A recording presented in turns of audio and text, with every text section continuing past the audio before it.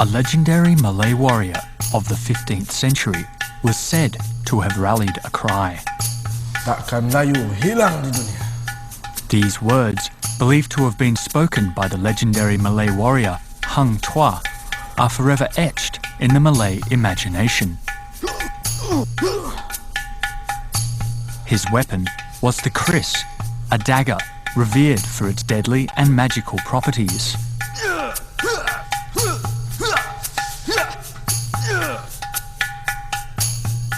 Today, the Keris has survived over 5 centuries as a symbol of power and national pride for Malay people of all walks of life.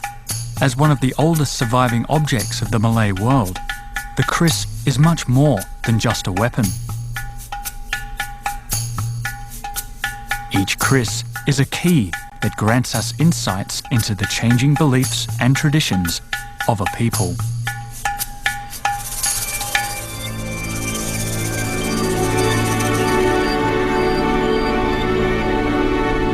The Keris is a distinctive asymmetrical dagger indigenous to the Malay archipelago. Forged primarily from iron, the Keris was the weapon of choice amongst Malay warriors from around the 13th century. Much like the 6-shooters brandished by cowboys of the American frontier, a Malay man would rarely have been seen without his trusty Keris blade at his side. Malay without Keris is just naked, naked. So every man during those days must wear Keris, even they are on their way to village or what. To understand the significance of the Keris, one must first travel back in time to the days of the earliest Malay kingdoms. From about 5,000 years ago, the Austronesian group moved from the north, from the Taiwan island, into the Philippines and into the Indonesian Malaysian archipelago. They were here settling down sometime around 3000, 2000 BC, and for that purpose they were already settled and having some agriculture. They have their boat construction and doing their fishing work, and at that time also they were settling along the coast of most of the island.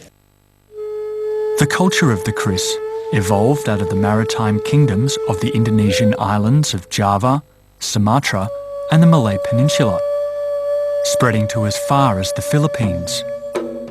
These kingdoms formed an important part of the Malay world. Malay world refers to an area from Madagascar right down to the Hawaii. Over the centuries, with development of agriculture and increased maritime trade, the kingdoms of the Malay world flourished into maritime regional powers. Traders from Sriwijaya went direct to China, but to the Middle East, they went through the Indian traders. It was a world in which Malay seafarers sailed their vessels to ports on the South China Sea and the Indian Ocean. By virtue of trading contacts with China, India and the Middle East. Influenced by contact with neighbouring cultures, many of the Malay kingdoms adopted the Hindu religion.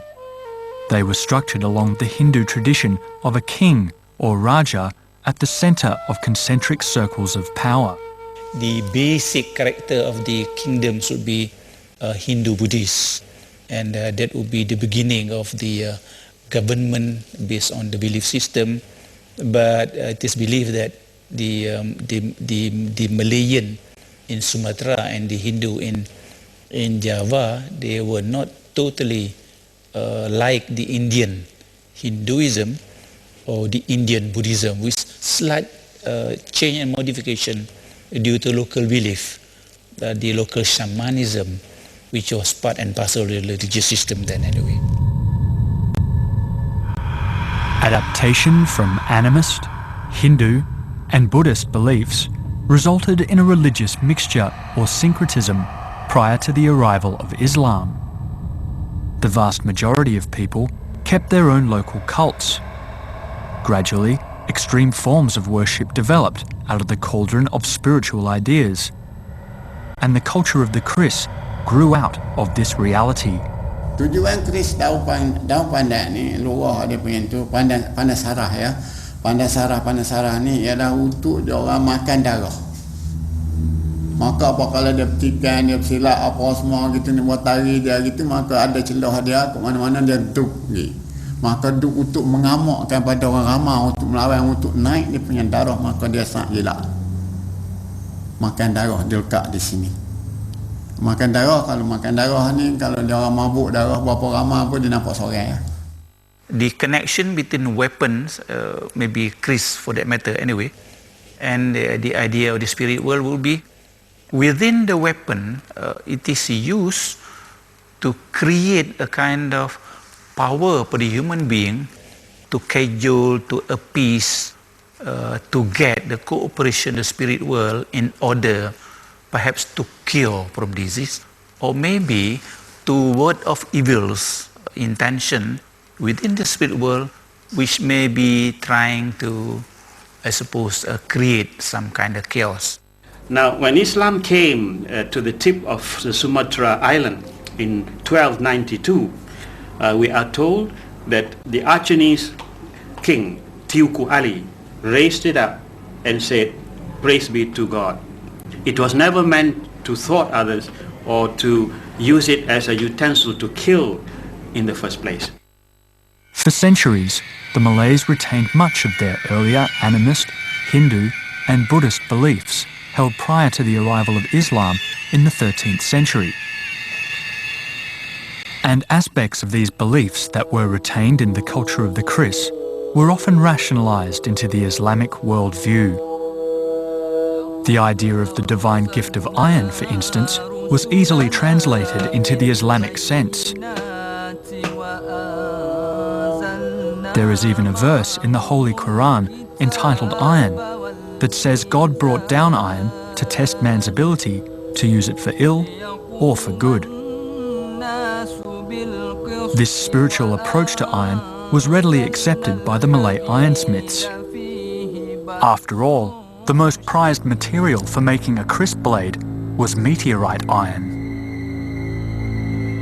Meteorite iron has long been used in the creation of special Keris.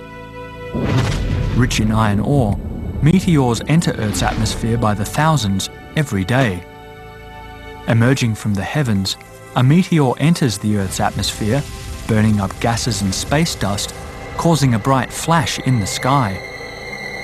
In most traditional cultures, this was greeted as a sign from the god. People believed in the magical power of the Keris and those that possessed knowledge of that power. These powers granted the user all sorts of useful abilities, such as the power to heal, invincibility, and even the ability to fly.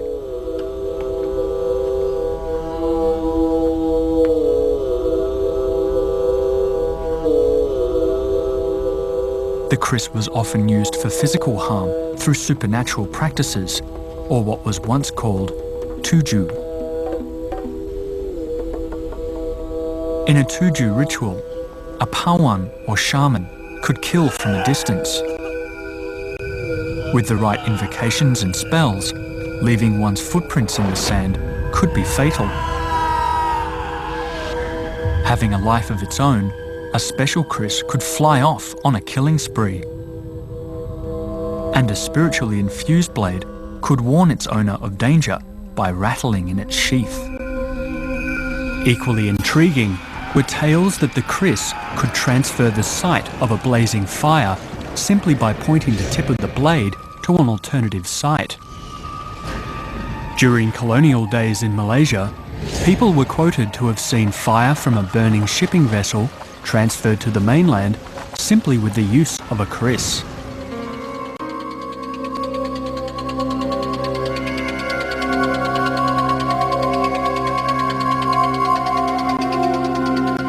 For centuries, tales of magical Keris have been passed down through the generations, carrying with them the drama of human tragedy reminiscent of those of Shakespeare. but probably none so dramatic and inspiring as the tragic story of Hang Tuah and Hang Jubat. Hang Tuah, the most illustrious warrior in Malacca, was the leader of a closely knit band of Malacca's finest warriors that included his childhood friend, Hang Jubat. As the Sultan's most trusted general, Hang Tuah was feared and respected throughout the Malay world, not least for his famed Taming Sari Keris. The Taming Sari Keris is probably the most treasured Keris of all time. It is purported to be bestowed with magic, and legend has it that whoever is in possession of the Keris would attain invincibility. Dikatakan bahawa keris Taming Sari diperbuat daripada 20 jenis besi. Keris ini dipercayai mempunyai keserasian yang amat besar dan diperolehi oleh Hang Tuah.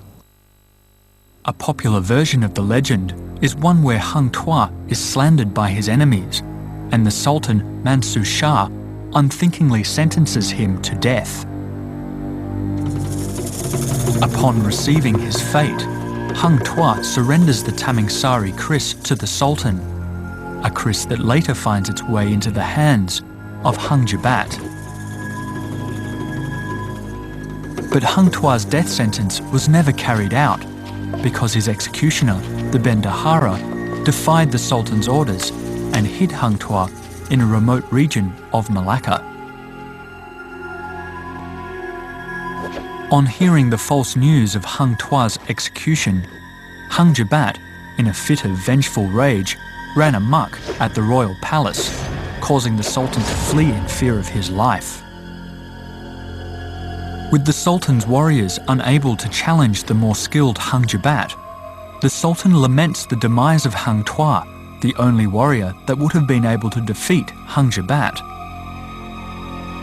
Hearing this, the Bendahara informed the Sultan that Hang Tuah was in fact still very much alive. Pardoned by the Sultan, he is ordered to retake the Taming Sari and kill his lifelong friend.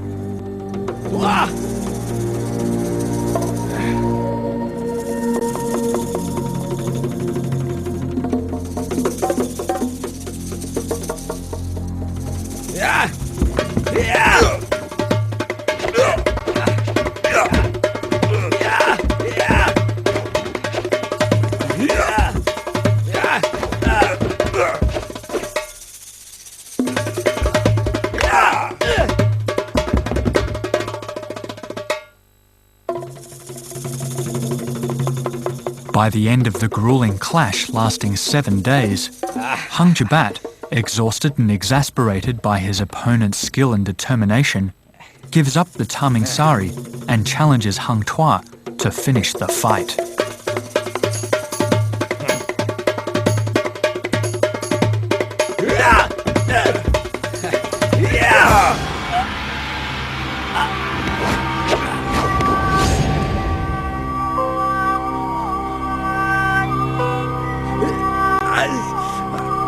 Hang Jubat, the lifelong friend and confidant of Hang Tuah, slain by the very man whose death he avenged.